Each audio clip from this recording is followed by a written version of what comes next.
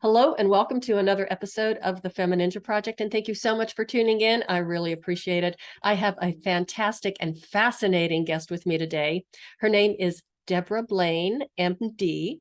She is a retiring physician who recently became an author of medical and political thrillers, which offers a gentler platform for people to examine their belief systems, if those belief systems actually serve them, and how they can reclaim their freedom of choice. Debra also addresses the effect of greed on what has become the business of healthcare instead of an essential human service. She's also an animal lover and the author of 3 novels titled Undue Influences, Code Blue, The Other End of the Stethoscope, and her latest self-published novel was just recently released, and it is titled Beyond the Pillars of Salt. She also has a coaching business and a self-publishing service where she helps other independent authors publish their books. Oh my gosh, there's so much to unpack here. Debra, thank you so much for being here and welcome to the show. Thank you so much for having me. It's really an honor to talk to you. I love the titles of your books. I love how you became an author, and I find that story really interesting. So why don't you share it with the audience? Okay, so I was doing my thing, practicing medicine for over 30 years, and medicine has changed so much so that it's much less about the doctor-patient relationship, and it's much more about the corporate profit relationship.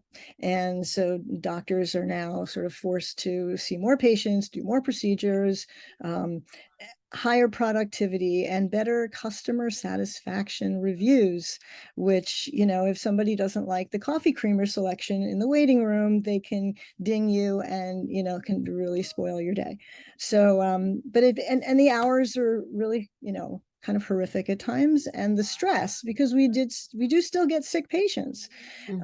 So I started writing my first book, Code Blue, The Other End of the Stethoscope, because I wanted people to know what it was like to be on the other end of the stethoscope. And so what I would do is I would write about different patient scenarios. And then like some of the outrageous encounters that I had, if I, instead of letting it sort of eat my kishkas out and just like give me acid indigestion, I would just say to myself, I'm going to write about that. And so I jot a couple of words on a piece of paper, stick it in my pocket, and then the more outrageous the encounter, the better the story for my book. And so it really changed my whole frame of the way I was looking at my life, and it helped so much. But I didn't want to publish it as a nonfiction. I don't want to be liable. Where do I work? Where did this happen? I mean, of course, I changed the names and the circumstances a little bit of each patient so you couldn't recognize them. But so then I had to write it as a fiction. When you write a fiction, you need a plot. You need a hero, you need a villain, you need obstacles, challenges, So when I wrote Code Blue, it became a medical thriller. The Russian oligarchs hack into our electronic medical records, and they use that information to extort millions of dollars from the patients, and they murder them. People have said to me, where did this happen? I made it up. I just made it up. No. Where did that? No, I just made it up. Anyway, I found that I loved writing. And I always kind of loved writing because I was originally a humanities major. I was kind of told that I could be a doctor, lawyer, engineer, and if I was anything else than that, I was not a successful human being from the time I was little. My parents meant well, God bless them. So, so I was doing this thing, but I had this, I had this other love that I'd had for a long time. But I started, so I love writing. I love writing thrillers. So my next book was Undue Influences. And I wrote that book because Undue Influences is about extremism in this country. It's just people don't talk to each other. The society is becoming fractured. Everybody's either all the way to this side or all the way to that side. People just don't meet in the middle anymore. And so I postulated that there was a nefarious brainwashing that was going on, like literally with drugs that nobody was aware of. And so it's outrageous, I think. The modality of the drug is hopefully not happening, but the idea that our thoughts are being manipulated, and they're being manipulated in all kinds of ways that are, the media, and just the fact that people are now enticed to jump on a bandwagon. You got to belong somewhere. Mm-hmm. We live in this society that's so like attention deficit disordered. Mm-hmm. Everything moves so fast. Everything is as a text. A lot of people, especially the younger, they don't get on the phone. They just text. It's hard to really get the nuances of what somebody means when you don't get their body language. You certainly don't get their voice inflections. And so we just, everything's just, we're not interpreting the world the same way. And information comes at us much faster than it used to. And so I think that that's part of the reason why people have opted to just, oh, my friend believes that, I'm going to do that. That sounds good. Mm-hmm. And they jump on that. Or my parents think that, fine. We've always thought that. My political party, this is what my political, it's like, it's possible to be against abortion and still in favor of a woman's right to choose. Mm-hmm. Right? You don't have to choose one or the other. That's why we, and when it comes to crimes, we have judges who are supposed to take each individual scenario and weigh it and evaluate it on its own merits. We're not supposed to stick people into little holes. So, but what's happened is we don't give each other the chance. So that's when I wrote Undue Influences, which I started that book and I didn't know exactly where I was going. And I couldn't end it for long. It's a long book. I just couldn't figure out how to end it. And I realized finally that I was not going to solve the problems of the world in this one book. Because when you write a book, you want to like tie it up at the end. Right. Everything worked out at least in some ways to your satisfaction. So you're not left like, so you left me hanging. But I didn't know what to do with that. So then I realized, okay, there's going to have to be a sequel. And once I realized that, I was able to kind of sew it up at the end and leave room for the hope of, something better. So is this a novel as well? Yeah, they're all 3 novels. Okay. So it is fiction. Everything is fiction. So my thing is, go ahead. It's fiction with a healthy dose of reality. I mean, when you're telling the story about the books, it's like, well, I can see how that's pretty realistic that could happen. It's not really far from fact. Yeah, so I call it truth in fiction. And my little motto is, the truth hurts, but fiction gently guides. Oh, that's good. When you get involved, hopefully you can get emotionally involved with characters in my book if I've done my job. And then you don't start to think about, I don't agree with that, or I don't agree with, or I do agree with that. You just sort of ride along with the characters. That's what happens when you get into a fiction. And then my hope is that from there, afterwards, you can feel like, oh, I wonder about that in my own life. But it's not threatening. Nobody's shoving it down your throat. Nobody's saying, you have to jump on this platform. You have to sign this petition. You have to come on this march. I don't want to do that to people who are exhausted. So I feel like if I can present it in a fictional way, and I think that's what parables used to be. They used to be like to teach lessons. Now I'm not really teaching lessons. I'm just like presenting problems, but I'm trying to also offer potential solutions. So Undue Influences, the whole point of that book is that we have to think for ourselves. Well, and that's the point, is that you're getting people to think. That's my hope. And come to their own conclusions. And I think that's brilliant, the way that you're doing it, in the storytelling form, because people love stories. And stories really resonate with people, and they last a long time. You can read something in a book, and even I can remember certain passages that I've read in books from 30 years ago. Yeah. Yeah. And it still gives me something to think about. And I tried really hard in Undue Influences to not take sides. To really put myself on both, when you write a book and you create a character, for me, to make that character come alive, I have to become that character. And then I have to explain myself. Or I have to, act in accordance with that personality. And so when I tried to get into the opposing sides, I tried to give both sides of the story, what this person is feeling, what their motivation might be, what this person's feeling, what their motivation might be. And so just to a few of my friends have said that I managed that they said, in fact, they said to me, you didn't take sides. It's amazing. And I was like, that's exactly what I wanted. I didn't want to take sides. I don't want to alienate either side. And the truth is, I'm a pretty moderate person myself. I really don't like when people just like, they were trying to get me sign this petition for this. Like, no, I don't agree with it, or I haven't, or how about this? I haven't examined it well enough. Ooh, I that's don't good. know enough of the facts. When they started talking bail reform, I need to talk to some of the DAs Mm-hmm. before I decide, that these criminals should not necessarily have to pay bail. Do I want it to be a hardship for somebody who's innocent? No, but what if they're Mm-hmm. guilty? What about the victims?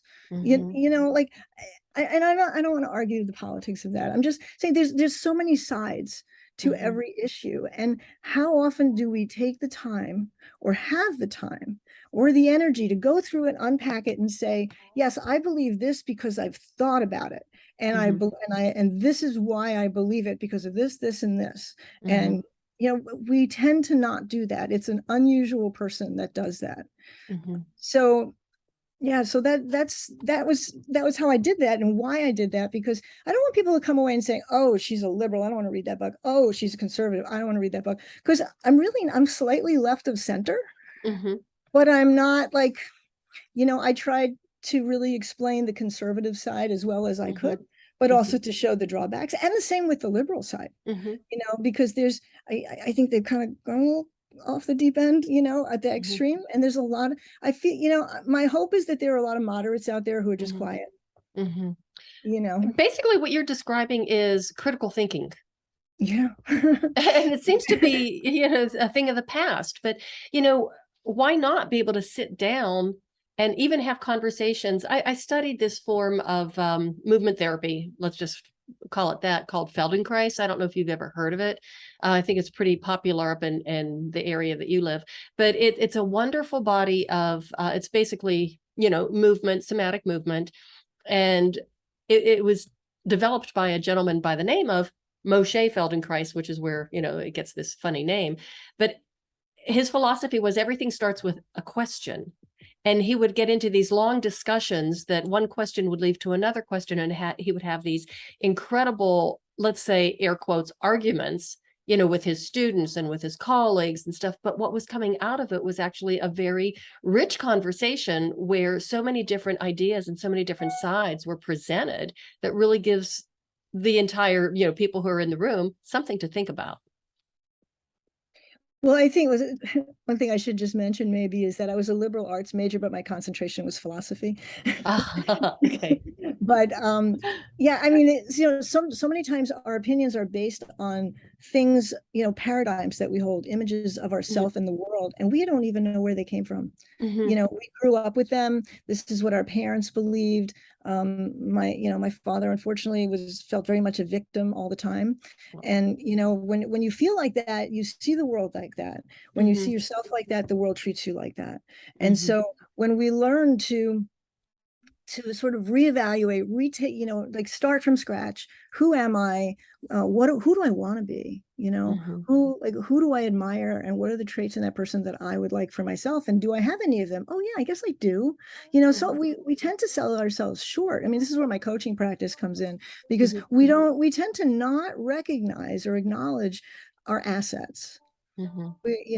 We tend to like focus on the things we can't do. And Mhm. it's true. Okay, I can't do that. Well, is that like a genetic thing that you can't do that, or can Mhm. you learn to do that? Mhm. It was like when I learned the software program for formatting my book. I was like, I don't know how to do that. And I said that to myself. I said, well, you're not genetically just, unable to learn that. You just haven't learned that. So Mhm. let's just do it one step at a time. And, Mhm. and when we define who we want to be, we start to and then we look at the ways in which we're already like that, because we wouldn't want to be something that we didn't already have inside of us. Mhm. If the desire is there, it's because Mhm. there's some part of us that kind of already is that. We just haven't Mhm. actualized it. And once we do that, when we start to become different, we start to see ourselves different. It's an amazing thing. The world starts to react to us Mhm. differently. I find your background so fascinating, and this, the dichotomy with, because I know with medical school, what you go through and just, the facts, and all of what you're learning there, and combined with what you're talking about now with this incredible, social, physiological understanding of human nature is Well, just, did those two things kind of collide with each other or bang They heads when did. you were in practicing medicine? I mean, how do you wrap your head around that? When I was in medical school, I remember when we were studying immunology. Mm-hmm. Now, in immunology, we talk about how different cells of the body recognize what belongs and what doesn't belong. So it knows what Mm-hmm. to attack and what to leave alone. I mean, when you have an autoimmune disease, your body is attacking itself and it shouldn't be doing that. And Mm-hmm. I'm reading this stuff and I'm like, this is like self-consciousness on the cellular level. I mean, I was like, I didn't have time to really delve into that, but I just found that so profound that even on the cellular level, there's this sense of knowing who you are and how important that is. And yeah, so it was an interesting journey. I'm really curious. Did you ever express that to I did anybody to else? some of my fellow students, and they knew me already. It was like, Oh, yeah, okay. So that's they great, didn't but we've think, got a test tomorrow. okay, yeah. So they didn't think you were crazy. So, No, I mean, they already knew I was a little crazy. So, but I so, chose my friends wisely, like oh, that's really a good life skill to have, is choosing your friends wisely. So with your coaching business, I mean, how did you get into that? How did you get into coaching? Again, I see, I know what it's like, just from my physician friends and from working in the medical field, the kind of lifestyle you have and how, yeah, all consuming it is, and exhausting, and the hours that you work. And so what made you think that, hey, I can do some coaching either on the side or help other people? How did you think you were ever going to work that into your lifestyle? And how did so that work out? around in 2019, I completely burned out of medicine. Mm, I couldn't do it anymore. I needed a hip replacement. Um, mm, and so I ended up taking some time off for the hip replacement, and then I took like a longer time off. I took like 11 months off total, and I became certified as a coach. The thing about coaching is that we can have the kind of relationship with our clients that I used to have with my patients. mm, I get to spend some time. I get to, even more so than as a doctor, really, but at least find out what their issues are, what's holding them back, what we can do together. I mean, that used to be what medicine was. It used to mhm, be, what's making you sick? mhm, What do you need to do? What are the lifestyle changes you need to make? Now it's just called lifestyle change. You need to do this. And the patient's like, yeah, sure. I'll get right on that. But as opposed to having a conversation with them and mhm. having them really understand, actually one of my blogs is about this, but my grandmother, when she was about 46 years old, she was a heavy smoker since she was like 12. And her Oh, doctor said to her, and she was getting pain in her legs, claudication, and her doctor said to her, "You're going to lose your legs if you keep smoking." My Baba, she was what we called her Baba, mhm. she stopped smoking right then and there. She carried that half empty box of Salem cigarettes that smelled like hell in her purse for a decade, just in case. She never took another one. Why? She believed the doctor. She had a connection with the doctor. She had a relationship where she believed the doctor was telling her the truth, and she knew she didn't want to lose her legs. And in her generation, she lived through two world wars. When somebody tells you that something bad's going to happen, listen, Yeah, because it can really happen. And she took it to heart, and she lived to the age of 87 with the use of both her legs. And I think she finally got rid of the pack of cigarettes that was in her purse. But the difference is that now, like, we used to, when I was more of a youngster in medicine, you know, putting someone on birth control pills if they smoked was a contraindication. You right. didn't do it. Why? Because they can have blood clots. It wasn't like, oh, it was contraindicated to prescribe birth control pills or any kind of hormone, um, you know, what's supplementation Replacement or yeah. Mhm. replacement, if they smoked. Now, well, you shouldn't smoke. Yeah, I know. How many people are smoking on birth control? And then for a while, I tried so hard. I said, I told them about, I had a patient who smoked on birth control pills, 22 years old, in a wheelchair for the rest of her life. She had a clot in the brain. I even got to where, I tried telling patients, I said, I want you to sit in the wheelchair for 10 minutes and imagine that you can never get out of it. But it didn't work. People say, you say, if you smoke on birth control pills, you need to stop one at the other. They say, I know. They don't know. They know here. They don't know here in their hearts. Mm-hmm. They don't know in their beings. It didn't go in. And that's, I think that's one of the things that's happening in our society. So there's not much that gets in Right. unless we sit really quiet and we deliberately and in a dedicated way allow things to come in. And that's when we can start to find peace. We can start to find who we are, what we want to Mm-hmm. be, where we want to go, and to recognize the fact that, oh, I think I can't go there. Why? Oh, because I thought I wasn't good enough at this. Mm-hmm. But again, it's not like I was born with this deficit, this genetic Mm-hmm. deficit. I can become better.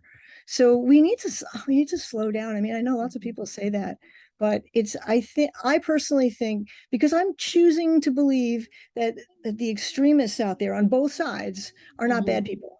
That Mm-hmm. that most of them really want to do the right thing and believe they're doing the right thing, but I Mm-hmm. think that a lot of times they're believing so hard because they want to belong. They're getting confused between belief and Mm-hmm. belonging. I think that, and I say this a lot to when I do get into these discussions, is that we all want the same thing. Yes, We exactly. all want the same thing. We want to be happy, healthy, take care of our families, our communities. We want that sense of belonging. We want to be fulfilled in our lives. We all want the same thing. 100%. Absolutely. And we just, we have a different idea, different picture of what sometimes it looks like, or we have a different road to getting there. But a lot of times, if somebody's journey looks a little different, we automatically assume that they don't want the same thing. They want something Mm-hmm. else. And now I'm going to have to want that. Mm-hmm. I think it comes from fear. I mean, most of the time, these things come from fear. And when Mm-hmm. you have fear like that, personally, I think it's because we haven't evaluated, we're not comfortable with ourselves. Mm-hmm. So we're afraid that something's going to Mm-hmm. rub off on us and make us Mm-hmm. different but we haven't really looked at who we are. So we don't know if it's a good or a bad thing. And it's just scary. It's just Mm-hmm. scary. We're such a fearful race. And so it brings me to my third book, if I might, because what I did with that was I said, okay, so excuse me, Beyond the Pillars of Salt takes place 12 years in the future from undue influences. And it's Oh, sort of, so let me interrupt for 1 minute. Is that the sequel to Undue yes, Influences? yes, Okay. Oh, it is the wow. sequel. And it's got a lot of the same characters, except one or Mm-hmm. two that I didn't like, so I killed them off. That's one thing you can do when you're a writer. If you don't like someone, you can kill them off and you're not guilty of anything. So, but so it's just sort of extrapolates what the society in Undue Influences, which is, I try to make similar to our own, but if it Mm-hmm. continues down the path it's going, with Mm-hmm. our disregard for our dear Mother Earth, Mm-hmm. and our disregard for human needs and Mm-hmm. tolerance and respect. And so in Beyond the Pillars of Salt, the government is now an autocratic government. There are Mm-hmm. no such thing as fair elections. Nobody believes anything. It's a dictatorship. Everything is chaos, cruelty. It broke out into civil war, but one side wasn't really getting very far, and so it's this one little group of refugees, which is largely the group that we've met already in Undue Influences. Mm-hmm. And what are they going to do? How are they going to get through this? And there's a figure who's very important, but I don't want to tell you too much about him or her. We never Mm-hmm. really figure out if it's a him or a her, Mm-hmm. which was symbolic for me. Mm-hmm. And there's basically a prophecy that if we don't learn to evolve, if we don't evolve into more worthy human beings, we're engineering our own extinction, Mm-hmm. and it's going to happen. Mm-hmm. And what are we going to do about that? And this group of people are trying to figure out how they're going to escape, Mm-hmm. and not only escape, but escape, and then amongst themselves, how are they going to make sure they do better? Mm-hmm. So You gave me chills when you were reading, the description of the book and you're starting the story. It was like, I mean, it was almost like this really could happen. yeah, I mean, I hope it doesn't. It's like, I'll read something and I'll say, oh, it's going to be like my book. And I say, I don't want it to be like my book. It was supposed to Yeah, be a warning, not a, not not a a prophecy. prophecy. Yeah. Yeah. Yeah. Jeez. Well, So so I'm now, also going to be, I'm doing a series now. It's going to be a science fiction series taking off from there of this group of people and how they struggle to be better.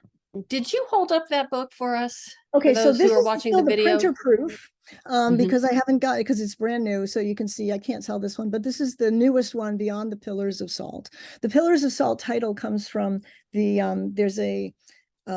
there's just a couple of paragraphs where one of the main characters in the Hmm. book is saying that his father, who was murdered, used to liken the people, the despots, to pillars of salt because they Hmm. had turned their back on God's laws. And it's not a Hmm. religious book by any means, Hmm. but it turned their back on morality, and they were Hmm. and they gazed at this depravity with this is what they wanted, and that they were no better than pillars of salt. Hmm. And so this is beyond. Let's Hmm. move beyond. So Hmm. Undue Influences, which is the prequel to that book, if Hmm. anybody wants to look. I love your um, covers. Thank you. Thank you. And this is Code Blue, the other end of the stethoscope, where the journey began, and is probably the easiest to wrap your mind around because you can everybody's been a patient at some point. And so Hmm. just getting a feel for what the distractions on us are. And it's just the whole greed. I mean, it's infected everything. And it's Hmm. so it started like I started looking at it in the healthcare profession, but it's in everything. It's in the political milieu. It's in every single Hmm. part of our lives now, and we have to Hmm. struggle against it. Hmm. That's the dark side of human nature. Yeah, the dark side So of the horse. let's talk about the frustrations of physicians regarding the loss of that doctor-patient relationship, because we obviously, we've all been patients, and you hear the complaints about how my doctor doesn't spend any time with me and I can't get the attention and I'm in and out so quickly. And it's not just the patients who are frustrated. Oh no, the doctors are very frustrated. We can't spend that much time with you. So Hmm. so the what happened was when the big corporations started gobbling up practices, it's very Hmm. unusual to find yourself with a doctor who's a solo practice. And Hmm. if you do have a doctor who's a solo practitioner, they usually have to be taking cash only Hmm. because the insurance companies negotiate fees with every different practice, and they're all Hmm. different. Hmm. So if you have a patient base of 40,000 patients versus 300,000 patients, the one with the 300,000 patients is going to get paid exponentially more. So the cardiologist who works for your big hospital system Hmm. is getting 5 times the amount as your private cardiologist for doing the same work and the same studies and the same interpretations and the same treatment. And so it's really pushed the private practitioners out of business. Hmm. Now, when you're part of a system like that, you're sort of owned by the system. You have to Hmm. see this many patients. We want you to order these procedures. Hmm. You have to keep ordering procedures. You need to make us more money. Oh, and by the way, you got to keep everybody happy because we're sending out these surveys, and if the patient isn't ecstatic, and sometimes they're not ecstatic because you didn't give them what they thought they needed, but it Hmm. wasn't what they needed. Hmm. And everybody has Dr. Google on speed dial, and said, no, I should be able to get this. Well, no, that's for this situation, and we don't have the time. So I Yeah. mean, sometimes I can see 30, 40 patients in a day, and Oh, they all want my time. And those are real patients. When we were doing COVID testing, forget it, it could be 80 patients in a day, but a lot of it was just swabbing noses. But those people had questions too, and they yeah. deserved to have them answered. And then, you have it's like the patients who are really sick, they assume everyone else is sick, and they're very tolerant. The patients who are not really sick assume nobody else is sick either, and they just want to get in and out, like hurry up. So Hmm. why are you spending time with somebody that you think has chest pain and maybe a cardiac problem when I just want my throat swabbed or my nose swabbed and I want to get out of here? Come on, just take care of me and I'll leave. And it becomes, and and then if they complain, God Hmm. forbid, it's just a very difficult. And then if you want to prescribe a medication, the insurance company is covering it this month, but won't cover it next month. If you need a procedure done, you have to get authorization, Sometimes they want a peer-to-peer, that some doctor from the pharmaceutical, from the imaging, the insurance company wants to talk directly to the doctor ordering it. You have to wait 45 minutes on hold for them to say, okay, fine, here's your number. I've never had a peer-to-peer authorization denied. Never. Why are you asking me for them? So, it's very, very cumbersome. And that was why I wrote that book, was just so that people would understand that we're doing the Yeah. best we can.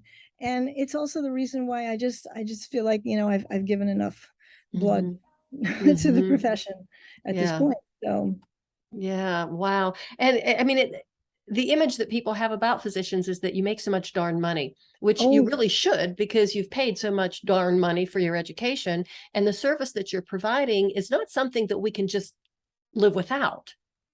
And no, it's but almost like they're kicking you when, and beating you to death out of the profession. And is there is there a need for more physicians? I mean, are a lot of them leaving the field? a lot of doctors are leaving the field. And Hmm. actually, when I wrote the book, as of 2019, doctors had for all the professions in the United States, had the highest rate of suicide per capita of every Oh, other. It was more than one per day of doctors, on average, committing suicide. oh, that's so And sad. and then, our earnings now are often influenced by, they pay less, but we'll give you a bonus. And the bonus Hmm. is based on how many patients did you see per hour, and what are your customer satisfaction scores, Hmm. and how much money are you bringing in. And if it's not up to snuff, you don't really get the bonus, but we're already paying you less. And it's very difficult to complain about it, because every place is the same. Hmm. They're all the same now.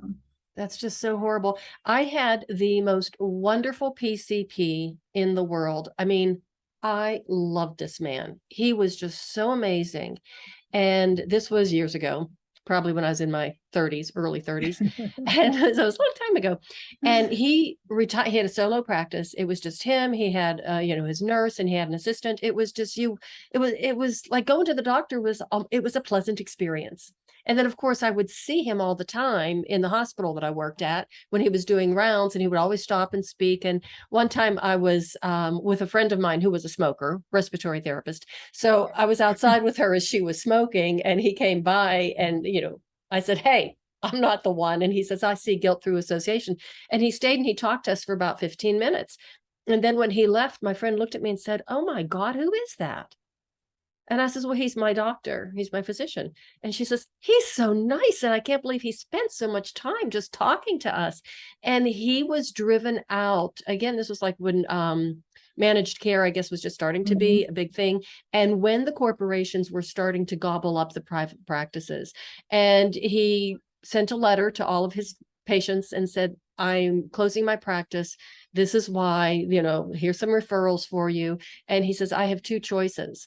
I can either just surrender my belief system and, join the herd, or I can't do that ethically or quit." And so that's what he did. And he wasn't even 50 years old. That's really sad. And And that's this is the kind of person he was, though. I wrote him, a letter back, and I says, "I totally understand, wishing him well." He ended up calling me. So we're on the phone. It was a Saturday evening, and I was on the phone for about an hour. And after I hung up the phone, he said, my husband said, "Who is that?" And I said, "That was Dr. Tolvey." So you just yeah. don't, from a patient perspective, you don't get that anymore. From a physician perspective, you don't get that satisfaction of having that kind of a relationship with the people that you're taking care of and Yeah. providing such a service. And it just, it circles back to what we were talking about before, which is our society is encouraging us not to listen to who we are, not to be Mhm. true to ourselves and what makes sense to us, but to go along with the flow, because this is the way it's done now. This is the custom now. And it really takes it makes it less desirable to look at ourselves, Mhm. because that could be a scary thing, because when you really look at yourself, you may not like what you see. And I don't mean in Mhm. terms of who you are, but in like what you're doing. Like when I finished writing Code Blue, and I saw in black and white how much the doctor in that book hated what she was doing, Mm. and I said, that's me. I Mhm. really hate my life. And that was like, I didn't want to look at that because that means I have to do something about it. Right. And it's so much easier to just like, I'm too tired to think about that now. I'll think about it tomorrow. I'll worry about it later, Mhm. or as many doctors are like, yeah, but I need to support my family. I need to, so we don't look at Mhm. what we're changing into. And not only that, how that is impacting your health, your mental health, as well as your physical health. And you just said it, Absolutely. the statistics with the suicide rates in physicians. I mean, that's just so sad. Yeah. But you're right. When you wrote that book, it was like somebody was holding that mirror up to your face so you could It really get was. a good look at yourself. Had you known that was going to happen before you wrote the book, would you have written it anyway? Um, you know, way back when I was in college and I was that philosophy major and Mhm. existentialist, I was really into existentialism. Um, I authenticity was always important to me. Mm, So I'd like to say that yes, I would have, mhm. but I would have been thinking, well, I got all this time to deal with it because the book takes a long time to write. Yes, it does. Although it's getting faster and faster now. It kind of does. Once you get, it's like anything else. Once you get that rhythm and you've done it before, as you continue on, it does get a little bit faster. What do you do if you ever get a writer's block? I'm just curious. um, So, I mean, I'll just leave it for a couple of days or I'll Hmm. go for a walk or something. I'll read a different book. Sometimes it Hmm. inspires me. I'll Hmm. talk to my friends. I have a couple of friends, good friends who are authors. Mm. And so what, I don't know what to do with this character, I have a friend who does that back to me, like, I Hmm. don't know, now I'm stuck, so we'll chew it out, we'll chew it over Hmm. together. I don't know what to call this guy, So it helps to, again, choosing your friends wisely is Hmm. really helpful. But so the Hmm. first book took me about 2 years to write. Hmm. And then it took me 8 months to get it published. I did Hmm. not self-publish. Excuse me. And then the second book took me about a year to write. And this time, the same publisher took 11 months to publish it. Hmm. So the third book took me 7 months, 6 months to write. And I said, I'm not waiting another, I'm just not doing, well, now I'm working part time. Hmm. So, and it took me 2 months and less than a week to publish it. And so that's Hmm. the way I'm going now from now on. And I think that, when I look inside the book, I don't really see differences in quality. I mean, I had two editors. I had Hmm. a professional cover designer. Hmm. I went and I bought and everybody in the in the publishing business has been so kind and so friendly. The place where you buy your ISBNs and Hmm. even Apple, like Apple Books, you Hmm. can get a hold of them in a minute and a half. It's Hmm. like you wouldn't even think. It's just, everyone except the guy at the copyright.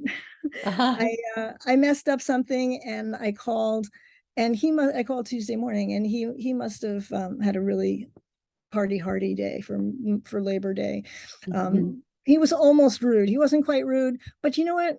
He fixed I fixed it. I reactivated the upload. Okay. Oh, Hmm. okay. So is that, yeah, you're fine. I was off the phone in 5 minutes and the whole thing was done. So I'm not complaining. I wished him a better day, Hmm. going forward. Because you never really know what's going on in someone Right. else's life or why they are behaving the way they are. And that's, we're so quick to make snap judgments. That Hmm. person's a whatever. And, you have no idea whether if their world just fell apart and they're still here at Hmm. work helping you. Hmm. So, but yeah, it's gotten faster and faster. And I just, now that I've done the self-publishing, I can't imagine ever doing it any other way. Hmm.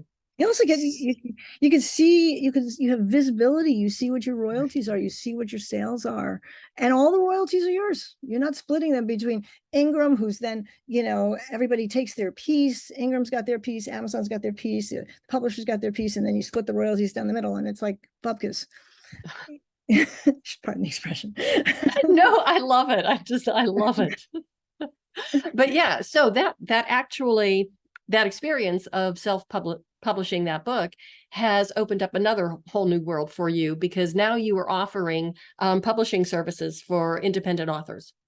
Mhm. So And I'm tell going us. to just do it as part of my coaching practice. So I have started to pick up clients who want to be coached in writing, like they want to write a book. Hmm. And I'm also now offering that I will publish. I am not going to publish the book. You're going to publish the book. I'm going to format the book. I'm going to coach you along the way so that we make sure that all your T's get crossed and your I's get dotted, and you do everything the way you want to do, and you make your choices as to what platforms you want and what size font and what style font and all those things. And I'm just going to charge you for my coaching, what I would normally for my time as a coach. And then all of those royalties are going to go straight into your account. If you have a question, call me. Like, I'm not going anywhere. And for the listeners, they might not think that the font and the formatting and all that is a very big deal, but it actually really is. It's very important to the style of your book or whatever it is that you're writing, that those little details really do make a big difference. Yeah, and some people are very specific. I don't want that. I don't want it to look like that. It's too ornate for me, or this is too modernistic. I want something with a little flair. So there's all kinds of choices to be made. And then once it's formatted and the way you want it formatted, then we get a page count. And without the page count, you can't get your cover designer. And a lot of people think, okay, I'm going to have a cover made, but they don't go to someone who's really a cover designer. And so they don't get the back and the spine made too, because that's a whole different thing that has to be calculated. And that's something your cover designer can do. And they have to do it according to different templates, depending on whether you're publishing it on Amazon or on Ingram. And maybe they have to give you both because you're going to do it both places. So that attention to detail is really important. Yes. And I figured out all the details because I stepped in them all along the way. And I know, Amazon Kindle, if you upload first to Amazon Kindle, you don't have to hit publish, just upload it. It will do a last minute proofread for you. Really? And it was like amazing. And it came up and it said there, you have 6 potential errors. 5 of them were this particular word that I made up. So I knew that was, and one of them was the second I in trivial. And I remember fixing that, but it must not have saved or something. So I went back in, changed it.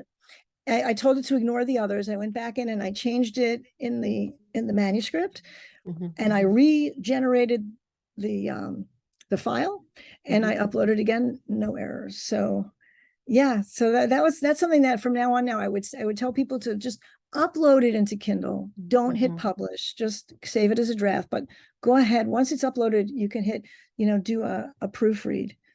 And even as when you upload the paperback, or if you want to do a hardback, it'll ask you if you want to do a preview, and you can look through everything. And you need to do that, because changing it afterwards, after you publish, is a little bit more cumbersome. Okay, so I have a question for you. So if you can go back in time to that medical student who was in medical school, if you could have looked into the future and saw what you were doing now, what would you have thought? I would have thought I'm on the wrong road.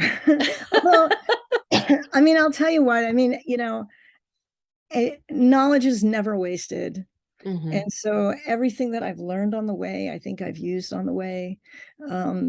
But I think I would have done a lot of things differently. When I was a medical student, I mean, I was like already knee deep in student loans, which was, and then you feel like, oh, I gotta start working to pay all these off.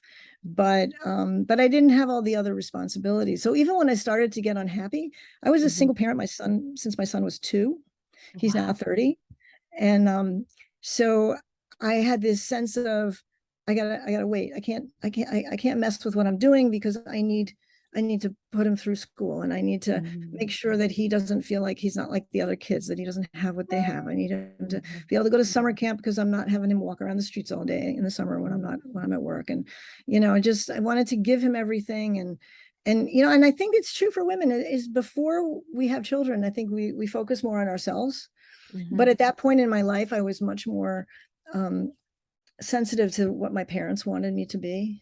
I didn't really have the strength to stand up and say, no, I'm going to live my life. Thank you. It's hard to do. And then when you have kids, your life, especially for women, I think, is very much about your kids. And then after your kids grow up and they fly, if you've done your job right, they fly. And then it's like, what did I want to be when I grow up? Like, who am I? And it's really sad, because I think if I'd asked those questions earlier, I could have found a way. You know, Mhm. I think I could have found a way, but I was scared. I didn't have the courage. And so, um, you know, that's where it is. But I'm gonna make good use of it now. Well, I was just going to say, it seems like you're living your dream now. Yeah, yeah, I'm really enjoying this turn of events. That's And when I do awesome. have to go to the clinic, it's, you know, like, but it's just, you know, just it's I keep telling myself it's not for much longer. Yeah, because you are in the process of retiring. I am.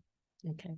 And so now, okay, so Deborah, where can people find you? Where can they learn more about you? Although we've certainly learned a lot today. Where can they find your books, learn more about your coaching services and your self-publishing services, contact you, maybe hire you? So give us some of that information, please. So everything's on my website, which Okay. is just deborahblaine.com or veryindiepress.com. Either one leads to the same place.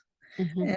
And you can find the books, you can order the books, you can click on the coaching page, you can click on the Very Indie Press page, which is going to just tell you about publishing services. Mhm. You can read my blog if you're so inclined.